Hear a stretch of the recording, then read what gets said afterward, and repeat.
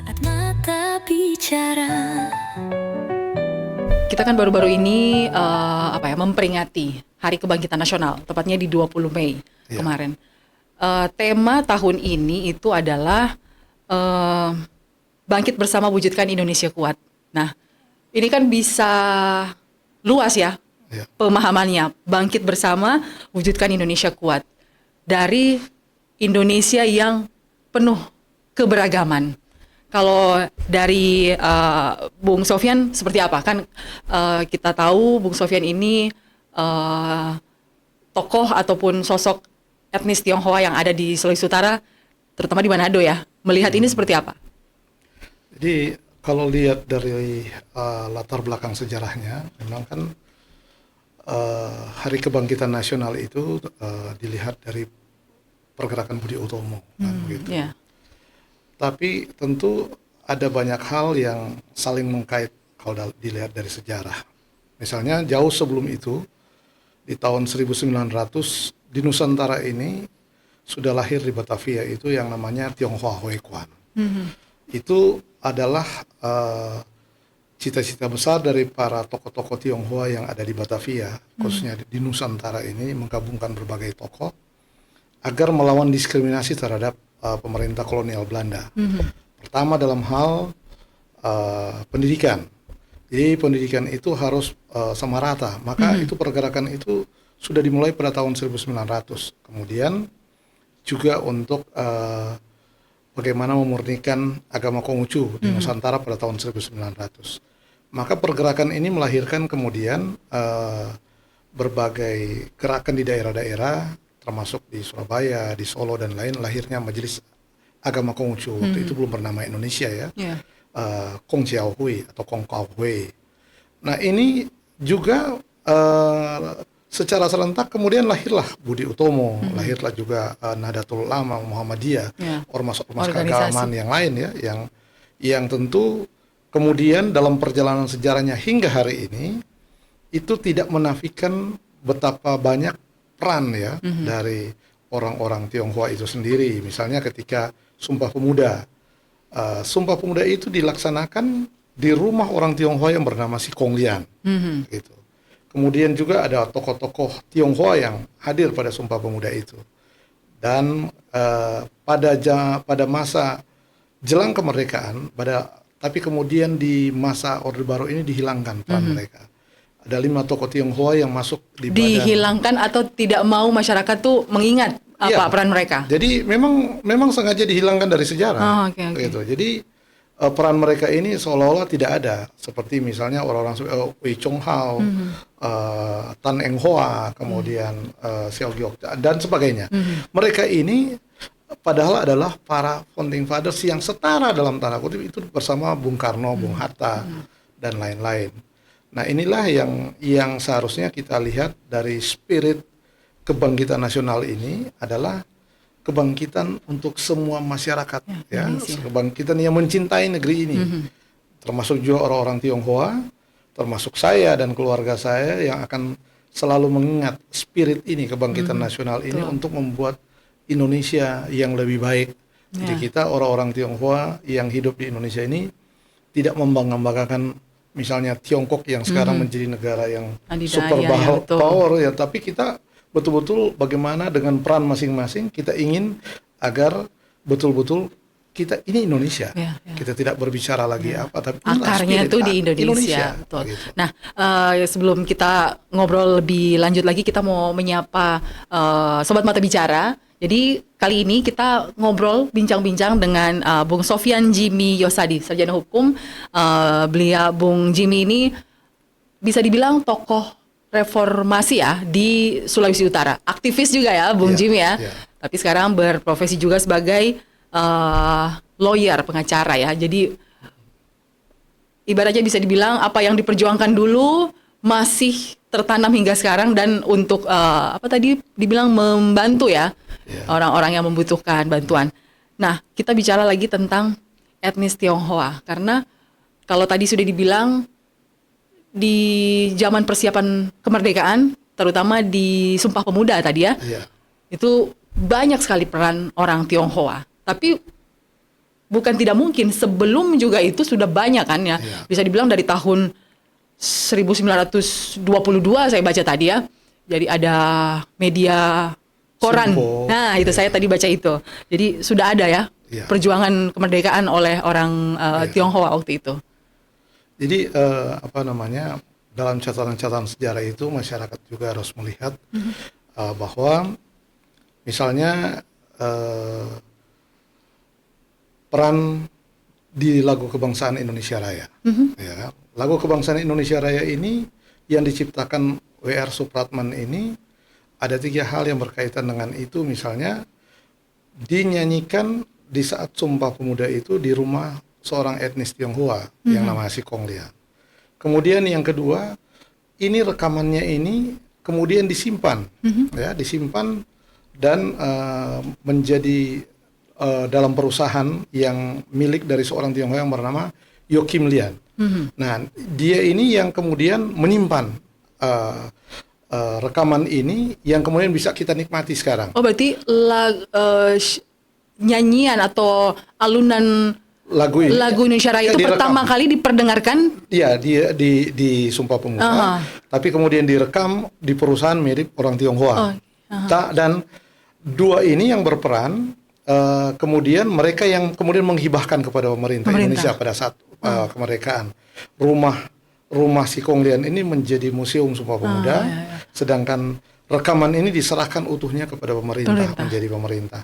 Dan kemudian yang ketiga, berita tentang dan syair lagu ini ditulis dan menjadi jejak sejarah adalah pertama kali itu tercatat dalam koran Tionghoa yang bernama Sinpo.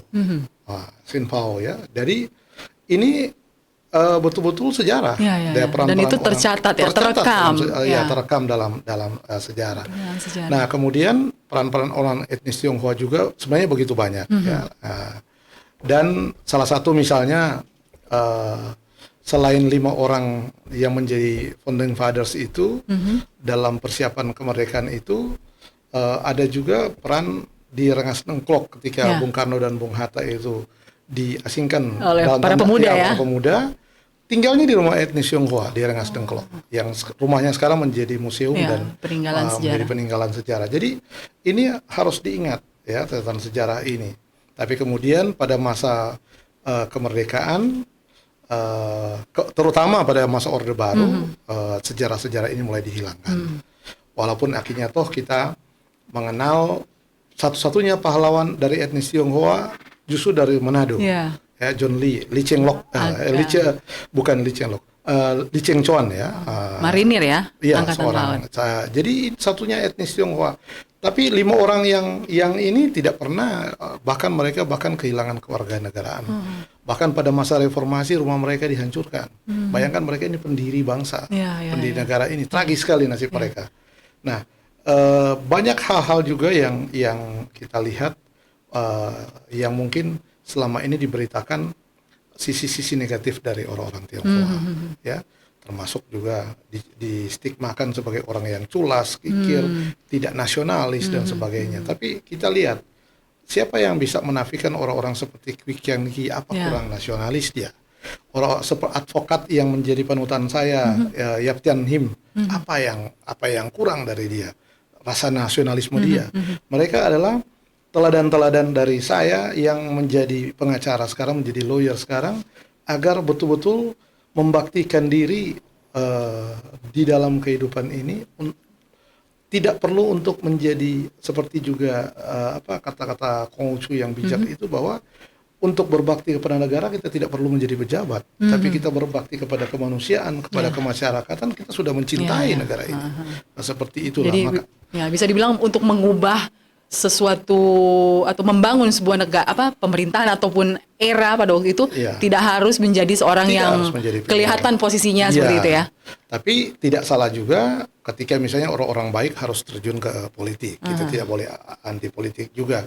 Jadi orang-orang seperti Ahok misalnya, orang-orang seperti juga banyak menteri-menteri dari kalangan orang-orang Tionghoa, ya, seperti mantan Menteri Hukum dan HAM Amir Samsudin atau Mari Eka Panistru dan lain sebagainya lah. Nah, gitu. Bung Jimmy, Lydia mau nanya nih, kan dulu ini cuman apa ya yang Lydia rasa. Jadi apa betul ada rasa penghinaan atau tersinggung ya untuk orang Tionghoa kalau dipanggil atau disapa Cina? Ya. Jadi tentu kita lihat juga dari apa namanya, dari latar belakang sejarah ya. Jadi sebenarnya satu kata itu tidak bisa misalnya kita tafsirkan bahwa itu sebagai penghinaan kalau tidak ada kandungan sesuatu hal yang jadi kayak dihukum lah, ada mens rea, ada niat sesuatu yang jahat kan, kayak misalnya ketika kita berbicara kepada orang tapi kita menyapa orang itu dengan nada hinaan, berarti kok ada unsur penghinaan di situ, ada niat yang jahat di situ. Kata Cina sebenarnya tidak berkonotasi yang jelek. Sebenarnya karena juga negara di luar negeri itu memanggil negara China ya seperti itu. Tapi kan karena sudah menjadi stigma bahwa kata-kata ini adalah kata-kata penghinaan, maka tidak digunakan. Maka pada Presiden SBY itu mengganti semua frasa itu kan. Cina menjadi Tiongkok, kata Cina juga menjadi Tionghoa dan sebagainya, sapaan dan sebagainya. Tapi itu tidak serta-merta bahwa ini diskriminasi itu sudah selesai. Kita ingatkan dalam perjalanan sejarah bahwa satu-satunya etnis di Indonesia yang mengalami diskriminasi luar biasa adalah etnis Tionghoa. Nah, bicara tentang diskriminasi, kalau tadi kan di luar kita sempat bicara diskriminasi bagi etnis Tionghoa, apalagi di era Orde Baru itu sangat menyulitkan ya, apalagi tinggal di Indonesia. Nah, seperti apa sih diskriminasi yang dialami waktu itu? Iya, jadi puncak segala diskriminasi itu adalah pada masa Orde Baru, ya kan? Dan sebenarnya pada masa pemerintahan Bung Karno juga sebenarnya sudah ada. Ketika ada larangan orang-orang Tionghoa itu tidak boleh berusaha sampai ke kampung-kampung, ke desa-desa. Oh, jadi terbatas, cuman boleh di satu tempat misalnya begitu ya? Di kota, perkotaan saja. Okay. Nah, itu kan diskriminatif sekali. Kemudian mengakibatkan eksodus besar-besaran orang-orang Tionghoa itu yang dipulangkan ke negeri Tiongkok. Nah, jadi mereka kehilangan kewarganegaraan mereka. Kemudian juga ada masa-masa yang paling betul-betul suram ya? Suram sekali puluhan tahun itu di masa Orde Baru. Jadi mulai timbul lagi misalnya hanya satunya etnis dari sekian banyak etnis di Indonesia yang harus membuktikan kewarganegaraannya, harus membuat surat keterangan tanda bukti bahwa dia sebagai kewarganegaraan, SKBRI. Itu apakah satu kali urus untuk selamanya atau ya dia menjadi lahan pemerasan buat orang Tionghoa untuk mengurus itu. Ya kan, jadi akhirnya mereka menjadi sapi perah dari oknum-oknum pejabat, mengurus ini dipersulit dengan lain-lain, kalau tidak disogok ya ini menjadi apa ya, menjadi kebiasaan yang sampai sekarang kan. Makanya orang-orang Tionghoa juga kadang-kadang berusaha itu, artinya mereka melihat sudah seperti sekarang padahal begitu sulitnya itu pungutan liar dan sebagainya kan. Nah, ini yang kita perjuangkan ketika masa reformasi. Nah, kalau dalam hal beribadah, apakah juga sama diskriminasinya di zaman Orde Baru? Zaman Orde Baru lebih gila lagi. Jadi pada masa Presiden Soeharto itu di tahun 65 itu sebenarnya Soekarno sudah membuat satu peraturan kebijakan dari presiden ya, namanya penetapan presiden nomor 1 tahun 65 yang kemudian menjadi undang-undang ketika dia dijuntokan pada Undang-Undang 5 tahun 69. Jadi penetapan presiden ini nomor 1 ini dijelaskan ditandatangani Presiden Soekarno bahwa di Indonesia ini mayoritas yang memeluk agama itu ada agama Islam, Kristen, Katolik, Hindu, Buddha, Konghucu. Tapi disebutkan di bawah juga bukan berarti agama-agama lain misalnya disebutkan seperti Yahudi, Zoroastrian dan sebagainya, Sikh dan sebagainya, itu betul-betul dijamin oleh pemerintah. Tapi pada masa Orde Baru justru tidak diakui. Presiden Soeharto ini membuat Inpres 14 tahun 67 isinya? yang isinya membatasi segala ekspresi keagamaan, religi dan kebudayaan orang-orang Tionghoa itu tidak boleh dirayakan secara umum. Nah, kemudian dia sampai pada 70-an itu mengalami diskriminasi yang luar biasa. Sampai masalah ketika undang-undang perkawinan ya, muncul orang-orang Tionghoa yang beragama Konghucu itu tidak diakui oleh negara, jadi dianggap kumpul kebo, tidak dicatat oleh catatan sipil. Berarti tidak boleh juga dicatat Tidak dicatat. Nah, kemudian juga mereka tidak boleh mendapatkan pendidikan agama Konghucu di sekolah-sekolah. Tidak boleh ada pelajaran Konghucu. Tidak boleh pelajaran, tidak boleh mata kuliah agama Konghucu, tidak boleh disediakan guru-guru. Jadi akhirnya, nah, apakah itu juga terjadi di Sulawesi Utara, di Manado misalnya? Terjadi. Bahkan sekolah-sekolah Tionghoa kan sudah ditutup pada masa Orde Lama juga sudah ditutup. Ya, jadi hak-hak sipil ini kemudian diberangus semua. Ada pelarangan-pelarangan untuk berbahasa Tionghoa, koran-koran Tionghoa ditutup, dan tidak boleh lagi toko-toko itu memasang papan nama itu seperti di Manado misalnya kan. Akhirnya toko obat misalnya kayak Tek Holong misalnya, itu tidak boleh. Ada nuansa, jadi dirubah semua. Harus ada pakai bahasa Indonesianya gitu ya? Dirubah, dicopot, tidak boleh. Seperti misalnya rumah makan yang di Kampung Cina, Itin itu, diganti Jantung Hati. Tapi kan kemudian dipulihkan dibalik lagi kan. Ada toko-toko seperti toko Taiho, toko Kerawang dan sebagainya, mereka tidak boleh. Jadi betul-betul memang mengalami diskriminasi yang luar biasa. Jadi sudah agamanya, pendidikannya, kebudayaannya, kependudukannya juga. Ritual keagamaan tidak boleh lagi seperti cap gome, tidak boleh rayakan di publik ya, umum. Dan itu memang termasuk saya yang mengalami itu. Jadi saya mengalami masa-masa remaja ketika untuk mengucapkan, kita zaman itu kan tidak seperti sekarang ya, misalnya melalui handphone dan sebagainya. Kita pakai kartu. Jadi kita membeli kartu ucapan selamat tahun baru Imlek itu harus sembunyi-sembunyi. Takut ada intel yang akan ini kan. Jadi dipantau ya. Iya, pantau. Kita belinya di pusat kota 45 itu toko Parker. Itu masuk ke dalam sembunyi-sembunyi beli. Jadi kita kasih ucapan selamat Imlek sembunyi-sembunyi dari tangan ke tangan. Saya pernah tahun 80-an itu masih remaja menjadi sekretaris panitia di Klenteng itu.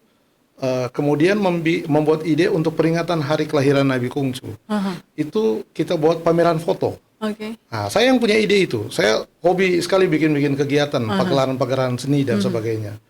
Ya kemudian tak lama kemudian saya diciduk oleh Intel baik dari tentara maupun dari Polri. Waktu itu ditanya apa? Ditanya, kenapa harus buat ini? Tahu ndak dalangan ini? Saya hanya tetap ngotot. Saya bilang, ini kan kegiatannya agama saya kan, gitu ya. Saya dijamin oleh konstitusi bahwa saya hak sebagai warga negara. Saya bukan keturunan asing, saya warga negara Indonesia. Saya ingin agama saya ini, saya ingin tanya, apakah ada larangan Konghucu di Indonesia ini? Mereka tidak bisa menjawab. Nah, jadi diskriminasi seperti inilah yang membuat saya akhirnya bertekad harus kuliah di hukum. Ya, saya ingin menjadi pengacara waktu saat itu karena diskriminasi ini. Jadi saya sebenarnya ya seorang Tionghoa yang susah, ya. Jadi seorang Tionghoa yang bukan orang kaya, bukan keturunan orang kaya. Jadi saya berjuang sendiri yang akhirnya saya bisa dapat beasiswa, kemudian kerja serampangan, apa saja yang bisa menghasilkan uang. Dan saya 3 kali DO. Jadi kuliahnya di Fakultas Ekonomi 3 kali DO karena tidak mampu bayar uang kuliah. Dan akhirnya ketika yang tahun keempat saya kuliah lagi sambil saya kerja menjadi artis penyanyi. Ya di kafe-kafe kan, ya. Nyanyi lagu Mandarin? Ya semua lagu. Nah dari situlah saya bisa sambil kuliah, sambil menjadi aktivis. Kenapa saya harus menjadi tinggal di kos-kosan yang sempit? Buat saya itu. Kenapa ngekos? Ya karena saya tidak dengan orang tua, karena orang tua saya keluarga sudah tidak. Saya dari SMP sudah hidup sendiri. Ya, saya pikir memang tinggal kalau di Manadonya di mana? Ya di Kampung Cina. Kampung Cina. Ya. Jadi kemudian saya tidak lagi tinggal di tempat-tempat orang Tionghoa yang mengangkat anak kepada saya. Kemudian saya tinggal kos-kosan. Tapi ini membentuk jiwa saya sebagai seorang yang betul-betul tangguh yang harus berjuang. Dan pada masa reformasi itu betul-betul saya ingin berjuang bagaimana sebagai mahasiswa Fakultas Hukum memimpin mereka, teman-teman. Demo-demo dan kemudian saya juga aktif di LBH Manado waktu saat itu zaman direktur LBH-nya masih Pak Pangki Wongkar yang sekarang Bupati Minsel. Pertama kali ibaratnya berunjuk rasa menyampaikan aspirasi sebagai aktivis itu apa benar-benar memang di zaman reformasi atau sebelum itu pun sudah aktif? Sebelum. Oh, Jadi saya aktif di 95 96 itu ketika menjadi mahasiswa dan artis penyanyi juga sebagai aktivis. Saya sudah artinya aktif di berbagai simpul-simpul gerakan. Jadi kita gerakan di berbagai perguruan tinggi, kemudian kita berbagi kopian, kopian buku-buku seperti karya Manai Sofyan, Tan Malaka dan sebagainya. Makanya ini membentuk jiwa saya juga pencintai buku. Maka sekarang, membaca. Sekarang saya punya koleksi puluhan ribu buku di rumah, di perpustakaan, karena kecintaan itu. Dari situ membentuk karakter pejuang. Diskriminasi terhadap etnis Tionghoa, kepada agama keyakinan saya Konghucu, dan juga kepada kehidupan saya pernah diciduk intel dan sebagainya, dan hampir dipenjarakan karena keyakinan saya. Itu membuat saya betul-betul, saya katakan bahwa kita harus menumbangkan Orde Baru gitu. Saya masih ingat puncak dari demo itu terjadi pada 20 Mei 27 tahun lalu. 20 Mei 20 Mei tahun 98. 98. Jadi apa yang terjadi saat itu? Kita demonya di mana? Waktu itu saya kan bersama teman-teman sebagai korlap, sebagai pemimpin gerakan, diminta ke Jakarta. Kita akan demo besar-besaran pada tanggal 20 Mei. Sampai ke sana? Tapi saya menolak. Jadi hanya sebagian teman-teman, karena teman-teman di sini mengatakan kalau saya pergi siapa yang akan memimpin, gitu kan? Akhirnya pada masa itu kita berkumpul di Unsrat, di FISIP, kemudian melakukan long march ke kantor DPRD, kemudian ke kantor gubernur, jalan kaki di 17 Agustus. Pada saat itu gubernurnya Jenderal Mangindaan. Tuntutan kita dan foto-fotonya masih ada, ya. Jadi saya masih menyimpan. Jadi kan kalau sekarang orang mengatakan aktivis, ya tentu dia harus membuktikan, ya kan, jangan ya aktivis cuman karena ngaku-ngaku saja, gitu kan. Tapi kita punya bukti-bukti dan rata-rata teman-teman saya ini yang ikut masih hidup semua. Tuntutan waktu itu apa? Saat sampai gubernur menemui para demonstran? Gubernur waktu itu menerima kami. Jadi pamflet kami besar-besar di kain merah, tulisannya itu turunkan Soeharto dan Habibie. Berarti perjuangannya sama seperti yang diperjuangkan di Jakarta. Karena kita kan memang punya simpul seluruh Indonesia. Jadi para aktivis juga ini saya teringat juga masih di gojlok waktu itu sama Ratna Sarumpait, kemudian ada beberapa sebelum yang aneh-aneh itu pada masa itu. Jadi saya dengan Beni Ramdhani dan juga teman-teman lain, saya ingat masa-masa kelam itu, dan mereka mengatakan ini satu-satunya orang Tionghoa Manado yang agak gila ini, yang agak, kok pemimpin gerakannya. Saya bilang di Jakarta ada teman saya. Dia itu ketua Badan Eksekutif Mahasiswa UI. Orang Tionghoa juga. Orang Tionghoa, Konghucu juga. Begitu. Bung Jimmy, kan di saat bisa dibilang mengajak teman-teman untuk sama-sama berjuang gitu ya untuk negara ini. Banyak juga orang Tionghoa yang bergabung. Banyak. Banyak. Kayak misalnya di 98 itu di Horkot itu ada Sumami Harja. Sumami Harja itu ketua Badan Eksekutif Mahasiswa UI, ya, orang Konghucu. Maksudnya untuk di Manado misalnya? Di Manado banyak juga ya? Ada banyak juga, tapi tetap rata-rata kan ya tidak segila saya lah. Ada mereka kan kadang-kadang ditahan orang tuanya, betul. Jangan macam-macam nanti diculik, atau apalagi kan pada tanggal 12-13 itu sudah ada penembakan mahasiswa kan, orang mahasiswa Tionghoa juga kan, yang dari Trisakti. Jadi kita memang, saya sendiri harus sembunyi-sembunyi, walaupun sebenarnya Manado cukup aman, tidak ada kerusuhan seperti Jakarta atau daerah lain. Jadi memang, karena ya kita bersyukur ada di Manado lah. Kalau orang Manado bilang dan tahu tako ya. Nah, tapi kan kita waspada. Padahal sebenarnya di Manado cukup aman dalam arti kita dari segi fisik misalnya kan. Orang tidak bisa membedakan orang Tionghoa dan Minahasa, kan sama-sama putih, sipit dan sebagainya. Jadi ciri-cirinya. Apalagi jadi kalau di survei di seluruh Indonesia, mana daerah yang dianggap aman oleh orang Tionghoa, ya Minahasa, Manado.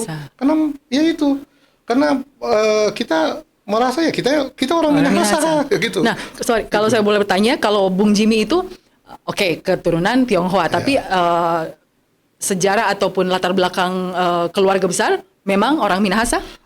Kalau saya Papa Tionghoa, Marga Yang atau Yo dari Hokkien, saya keturunan keempat dari Tiongkok yang datang. Itu yang datang ke Manado. Manado.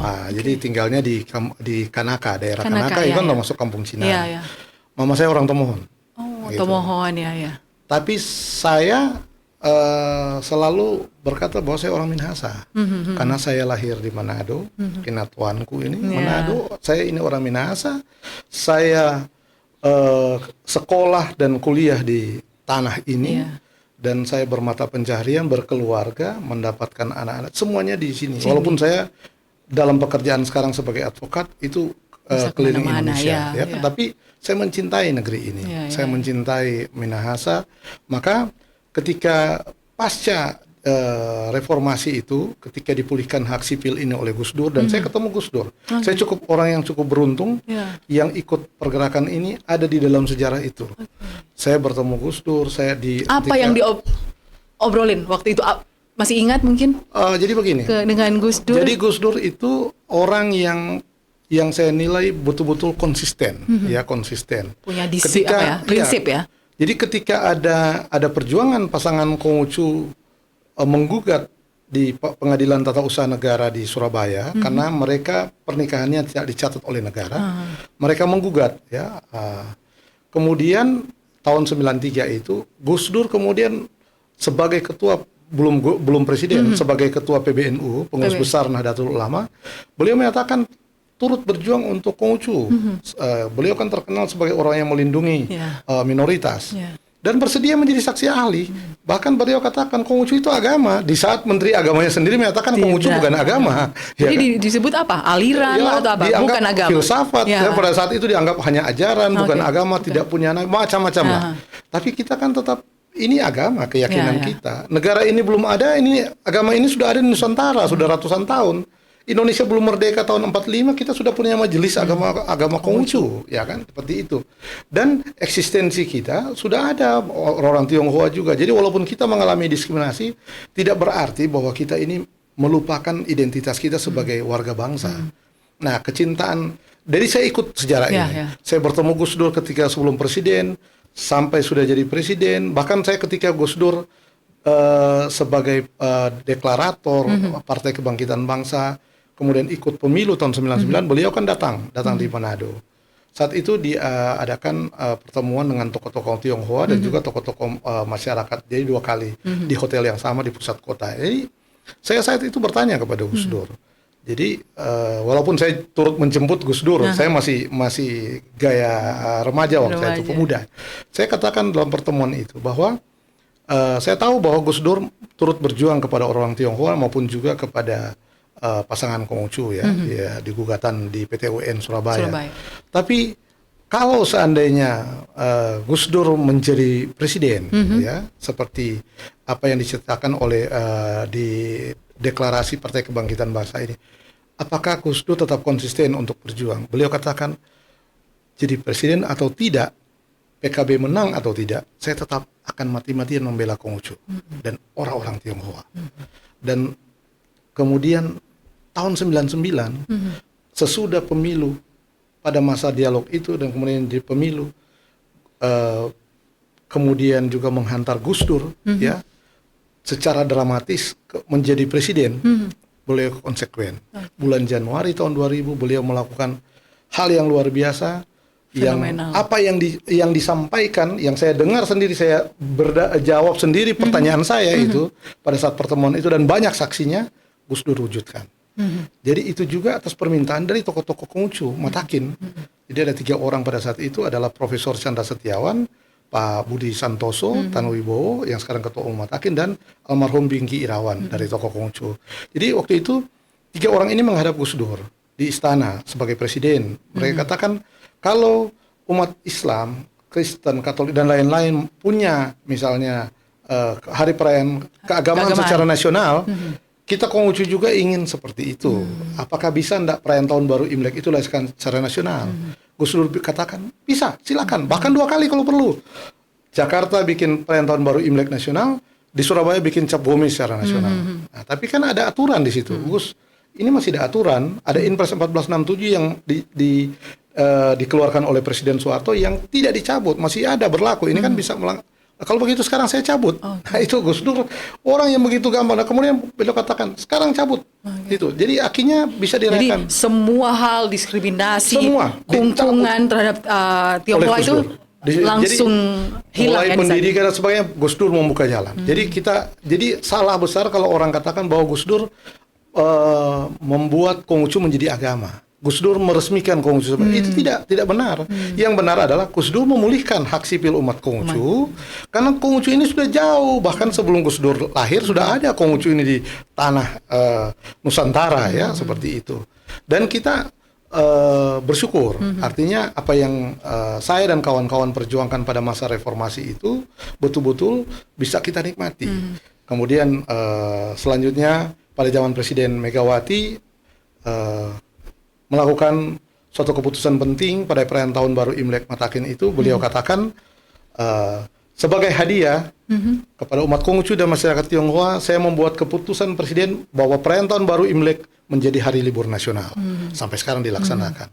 Kemudian pada saat Presiden SBY tahun 2006 mulailah puncak-puncak segala peraturan diskriminasi, mulai KTP Konghucu bisa KTP bisa mencantumkan agama ya.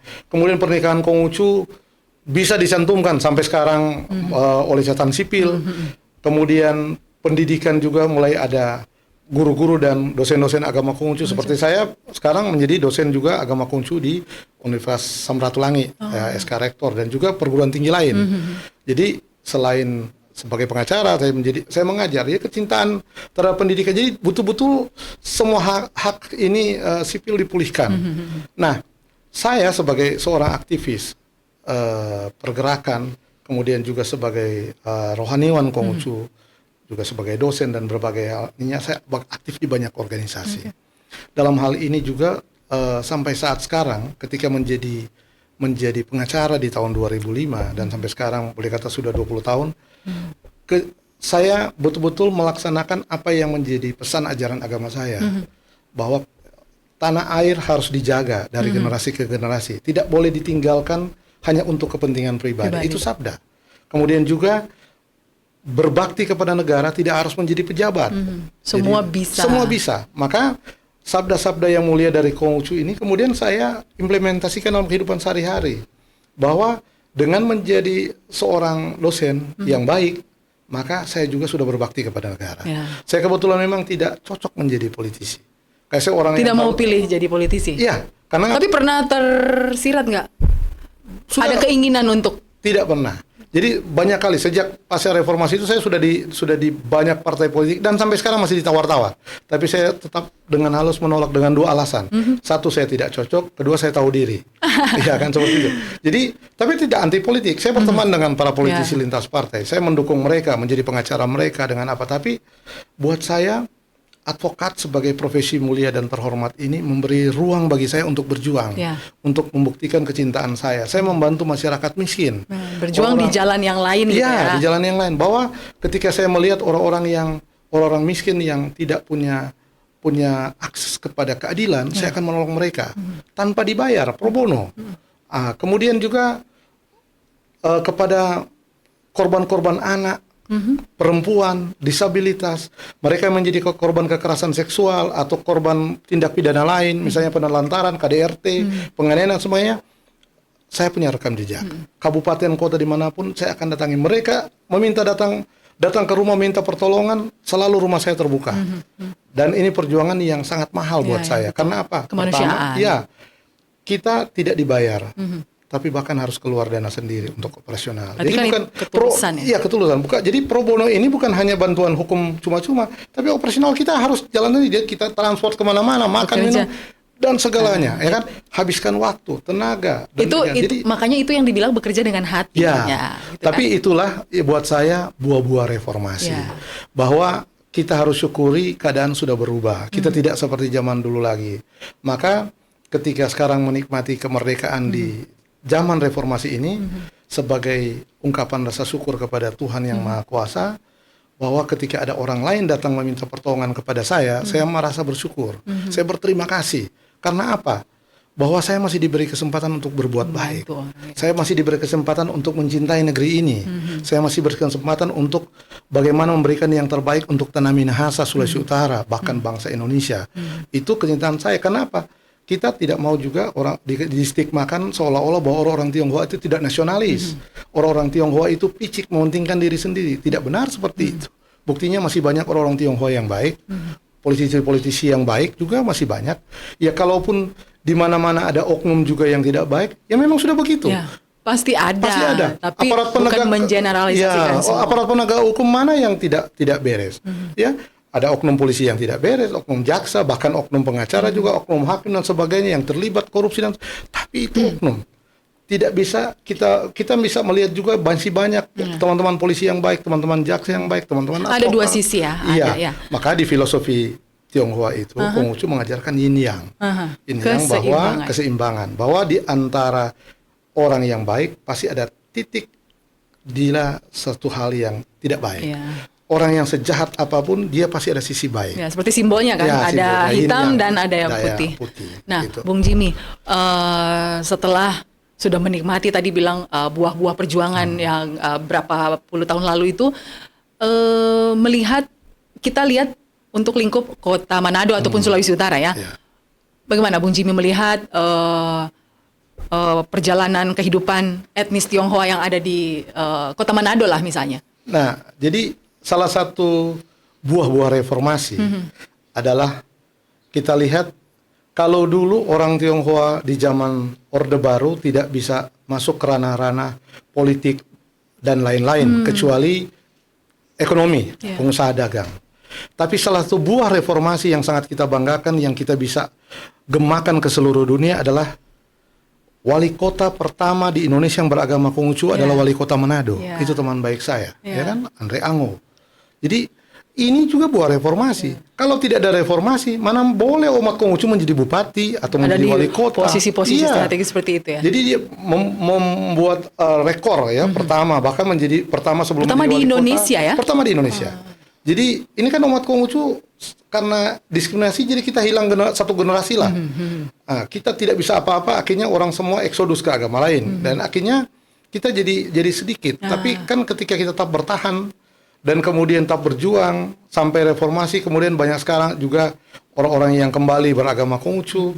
Kemudian juga kita lihat banyak orang yang terjun sebagai politisi seperti misalnya Andre Ango yang bisa menjadi ketua DPRD provinsi di Indonesia pertama yang beragama Konghucu. Kemudian menjadi wali kota pertama. Dan barusan Pak Prabowo, Presiden Prabowo melantik itu ada dua pimpinan. Satu bupati di Sumatera yang beragama Konghucu dan satu wali kota. Nah ini wali kota yang Manado yang sudah kedua kali menjabat. Ini juga kan menandakan bahwa Manado luar biasa. Dan salah satunya pahlawan etnis Tionghoa yang berasal dari etnis Tionghoa di Indonesia baru satu adalah dari Manado, John Lee. Di Chengchuan. Ya kan itu orang Kanaka. Jadi ini Manado ini luar biasa. Kalau nggak salah dia terkenal dengan apa? Man with the Bible atau apa gitu ya. Artinya ketika juga setelah tidak lagi aktif di ketentaraan dan sebagainya, dia menjadi seorang yang sangat religius dan aktif di gereja kan seperti itu.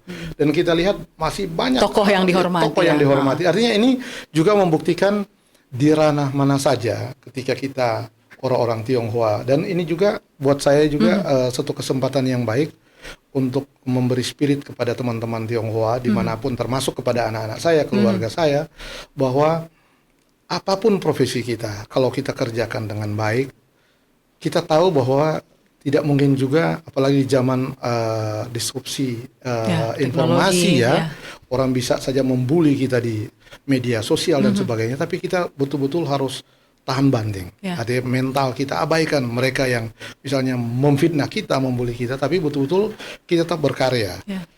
Saya punya teman juga pengusaha yang juga klien saya itu, anaknya itu menjadi juara matematika, orang Manado loh. Ya, di Singapura. Ya, bayangkan ini orang-orang berprestasi seperti ini yang seharusnya kita banggakan. Dalam arti bukan kebanggaan etnisnya, tapi kebanggaan bahwa kita yang sempat asal Sulawesi Utara yang sempat didiskriminasi ternyata bisa membawa nama baik bangsa dan negara.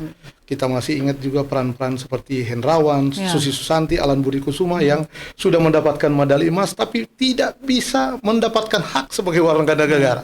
Tapi itu adalah cerita yang artinya menjadi pembelajaran. Peran dalam kemerdekaan untuk etnis Tionghoa itu kan ada di semua bidang ya, olahraga, seni, hukum juga kan kalau nggak salah, salah satu hakim perempuan. Albertina Ho. Kemudian juga advokat yang selalu berjuang untuk kaum miskin yang menjadi mentor saya, Yatian Lim. Dan banyak lagi, ada tokoh-tokoh pendidikan misalnya di Sulawesi Utara itu ada sekolah yang namanya Sekolah Garuda. Jadi kalau sekarang orang-orang masih ribut untuk Pak Prabowo mau buat sekolah Garuda, ini sudah ada. Itu masih ada? Masih ada di pusat kota yang namanya TK, SD, SMP, SMA. Saya SMA-nya, saya lulusan situ, SMA Garuda. TK, SD Garuda. Di mana itu Pak tepatnya? Di daerah Klenteng, Perkelentengnya. Jadi ini sekolah yang didirikan oleh Majelis Agama Konghucu. Dan sudah lama ya? Sudah lama, dan ini sekolah yang merugi. Karena apa? Semua rata-rata orang-orang susah. Jadi mereka tidak bayar. Jadi tidak seimbang. Waktu zaman saya sekolah, saya dapat beasiswa di situ, SMA Garuda situ. Bersama sahabat baik saya, Dr. Taufik Pasiak, yang sekarang dekan Fakultas Kedokteran itu di UPN. Kita mendapat beasiswa itu betul-betul misalnya 50 murid, 40 ini rata-rata atau 30 ini tidak bayar.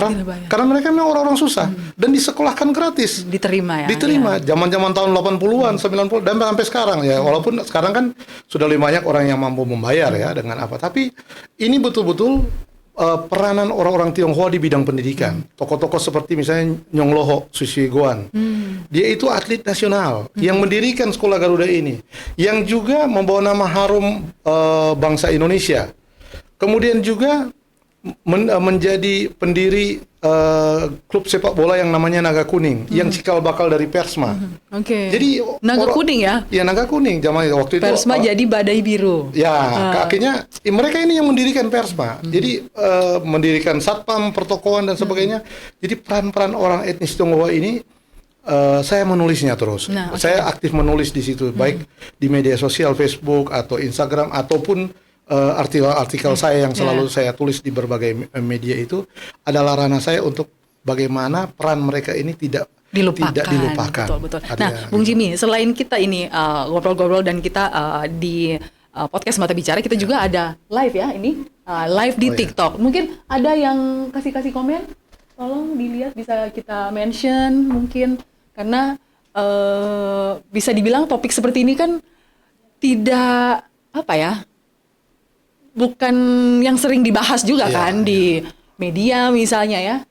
Nah, jadi kalau Bung Jimmy melihat keberagaman yang ada di Sulawesi Utara, lebih khusus di Kota Manado, kan sudah semakin banyak suku kan yang ada di sini kan, termasuk juga etnis Tionghoa. Dilihat dari perjuangan dan juga ya bisa dibilang penderitaan yang dialami di masa-masa diskriminasi dulu kan sudah hidup berdampingan ya sekarang ya.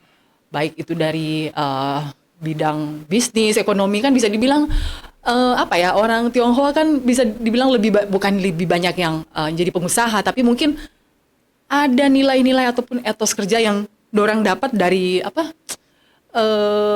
sebagaimana orang Tionghoa mungkin ya. Bisa dijelasin mungkin. Iya, jadi ada hal-hal yang dipegang kuat gitu. Filosofi orang-orang Tionghoa tentu paling banyak itu berdasar kepada ajaran Konghucu. Ajaran Konghucu sebagai way of life-nya. Walaupun kemudian mereka sudah tidak beragama Konghucu lagi, tapi betul-betul nilai-nilai kemanusiaan ini mereka pegang teguh. Pertama, bagaimana menghormati orang tua dan leluhur, ya, berbakti. Mereka tidak boleh melupakan ya peran orang tua. Jadi bukan hanya itu saja. Jadi bagaimana mereka harus mengutamakan kejujuran, bagaimana mengutamakan kesetiaan, persaudaraan, dan juga hubungan-hubungan baik dengan orang lain. Ada ajaran-ajaran Konghucu seperti misalnya yang menyatakan Sehaijine Jisiong Tia, yang artinya di 4 penjuru lautan semua saudara. Kita semua bersaudara, walaupun mungkin beda negara, beda etnis, beda keyakinan, tapi kita bersaudara dalam kemanusiaan. Maka dalam sejarah pun agama Konghucu ini tidak pernah ada terjadi konflik antar agama. Jadi dalam penyebaran agama Konghucu pun tidak ada peperangan dan lain-lain. Maka ketika menyebar kemana-mana, justru paling banyak menjadi korban, bukan sebagai orang yang agresif ya emisi. Dan kita bersyukur juga hidup di daerah Sulawesi Utara dari ratusan tahun lalu ketika pemerintah kolonial Belanda itu sebelumnya bahkan pada Spanyol dan Portugis membangun Loji Manado, benteng Fort Amsterdam, pemukiman di belakang benteng itu dibangunlah yang disebut dengan Kampung Cina. Kemudian ada Kampung Arab, ada kampung-kampung yang lain. Mereka hidup ratusan tahun luar biasa rukun. Jadi hanya hidup berbatasan damai berdampingan. Ya? Orang mungkin tidak bisa mendapatkan hal yang sama di daerah lain, tapi orang bisa melihat orang-orang Arab, orang Tionghoa yang mayoritas Islam dan orang-orang Tionghoa yang Konghucu hidup berdampingan hanya berbatasan dengan jalan. Bahkan ada yang tinggalnya orang-orang Tionghoa di Kelurahan Istiqlal itu, ada orang-orang Arab yang malah sudah di Kampung Cina dan kawin mawin dan sebagainya. Bicara tentang Kampung Cina atau Chinatown, cerita sedikit pengalaman dulu pertama kali ke luar negeri itu ke Singapura dan memang tugas meliput. Salah satu yang orang liput itu di China Heritage Center dan itu terkesan sekali karena itu kan seperti museum ya, tapi dikemas dengan sangat baik dan bisa dibilang ada audionya juga, jadi menggambarkan kehidupan orang Tionghoa di Singapura waktu itu. Jadi kalaupun di sini di Manado ya, itu Kampung Cina itu dari Tek Kolong itu sepanjang itu sampai ke arah Kelenteng atau yang di mana itu? Sebenarnya kalau bilang Kampung Cina dari zaman dulu itu, dia dari pusat kota itu dari dari Jumbo itu terus sampai ke daerah Komok Luar itu Kampung Cina semuanya. Sampai berbatasan dengan jembatan Megawati. Ya kalau ke arah sana sudah Manado Utara sudah bukan lagi. Jadi Kampung Cina itu Komok Luar berarti patung Walanda Maramis? Iya masih masuk sampai ke terusnya sampai di jembatan Miangas itu. Besar jadi juga ya? Besar. Jadi kawasannya itu, dan zaman dulu itu ada oleh pemerintah kolonial Belanda menempatkan tokoh-tokoh Tionghoa sebagai pemimpin-pemimpin bangsa yang mewakili mereka yang disebut dengan Kapiten der Chinesen, Lieutenant der Chinesen, artinya Kapiten Cina kan. Dan mereka ini betul-betul bertanggung jawab, dan saya salah satunya yang mempunyai literatur tentang itu. Saya concern di situ, saya menulis buku, saya juga mengkoleksi ribuan artefak maka dari BRIN, dari LIPI, peneliti dari berbagai negara, dari Amerika, dari Eropa, bahkan dari China sendiri yang datang ke rumah saya di Tanah Minahasa, di Tompaso untuk meneliti ini di toko-toko. Jadi meneliti tentang Tionghoa di Sulawesi Utara, pasti mereka akan referensinya ke saya. Dan saya hobi itu. Jadi sebagai pengacara juga sebagai penulis, saya hobi, artinya saya pun ingin seperti itu. Jadi betul-betul suatu saat ada Taman Budaya Tionghoa. Itu bisa diusulkan untuk diadakan itu. Cita-cita saya sudah lama. Makanya saya sering ke daerah-daerah, misalnya kalau saya lagi sidang-sidang di Pulau Jawa atau di Sumatera, saya biasanya ke museum. Saya biasanya ke perpustakaan. Saya misalnya ke tempat-tempat yang lain menjadi bahan perbandingan. Seperti misalnya dalam waktu dekat kan ini tanggal 31 ini ada perayaan besar Tuan Yang. Itu biasanya kita umat Konghucu merayakannya sembayangnya di pinggir laut. Nah di Hong Kong itu terkenal dengan festival Perahu Naga, Dragon Boat Festival. Di Tangerang itu sudah ratusan tahun ada. Nah kenapa kita karena saya sudah banyak kali ke sana. Saya bahkan nginap di Kelenteng sana dan saya punya akses ke berbagai museum ke sana. Makanya saya bilang saya ingin juga Manado seperti itu. Ada lomba perahu naga yang betul-betul menjadi aset pariwisata. Saya berharap pemerintah yang sekarang juga, padahal ini sudah lama saya usulkan. Karena ada nilai historisnya di belakang itu ya. Jadi kita pertahankan.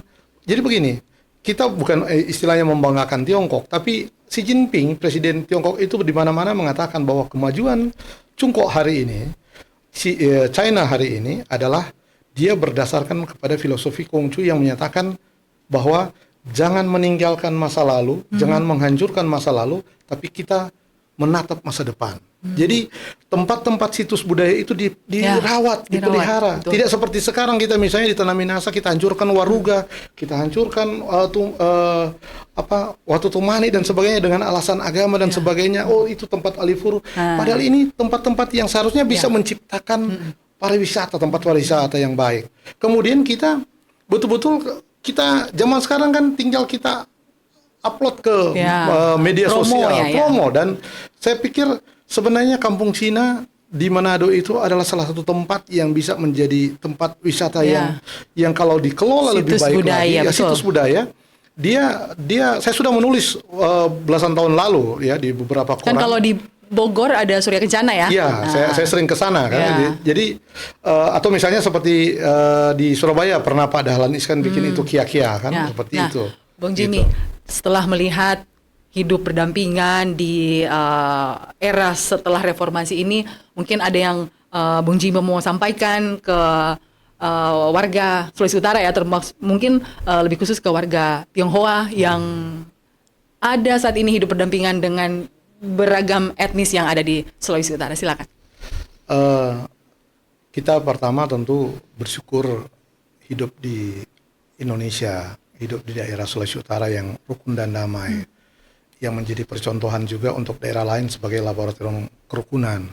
Kebetulan saya juga sebagai pengurus Forum Kerukunan Umat Beragama dari Majelis Agama Konghucu dan pengurus pusat sekarang kan Matakin. Tentu selain kita bersyukur, tentu kita juga harus menyadari kita sebagai warga bangsa apa yang bisa kita perbuat untuk bangsa ini. Kan kita sebagai guru, kita sebagai pengusaha, jadilah pengusaha yang baik. Kita sebagai politisi, jadilah politisi yang baik. Kita sebagai aparat penegak hukum, jadilah aparat penegak hukum yang baik, ya gitu.